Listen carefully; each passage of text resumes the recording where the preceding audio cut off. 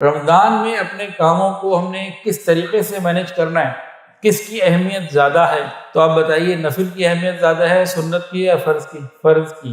تو فرض نمازوں کی ادائیگی پر خصوصی توجہ دینی ہے، بہت توجہ دینی ہے۔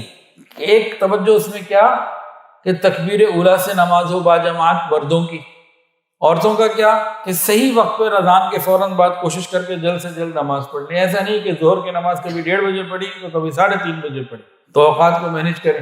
اچھا، مشہور حدیث ہے، جو شخص 40 دن تکبیر اولیٰ کے ساتھ باجماعت نماز پڑھتا ہے، اللہ تعالیٰ اسے 2 نعمتیں عطا فرماتے ہیں، 2 پروانے عطا فرماتے ہیں۔ کون سے؟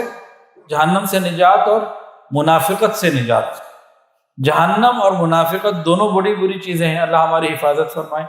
تو دونوں سے نجات ملتی ہے کس وجہ سے؟ صرف 40 دن تکبیر اولیٰ کے ساتھ نماز پڑھ لیں، اتنی بڑی نعمت مل جاتی ہے۔ سارا سال بھی کر سکتے ہیں لیکن وہ مشکل ہوتا ہے تھوڑا سا۔ رمضان میں تو بے نمازی بھی نماز پڑھ رہا ہوتا ہے، تو 29 یا 30 دن رمضان کے ہو گئے، اگر انسان 10-12 دن پہلے کے ملا لے اور جناب گویا کہ 15 شعبان سے شروع کر دے تو کتنا آسان ہے۔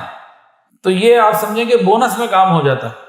تو فرض نمازوں کی بھرپور توجہ، اس میں کوئی کمی نہیں کی جا سکتی، کوئی گنجائش نہیں۔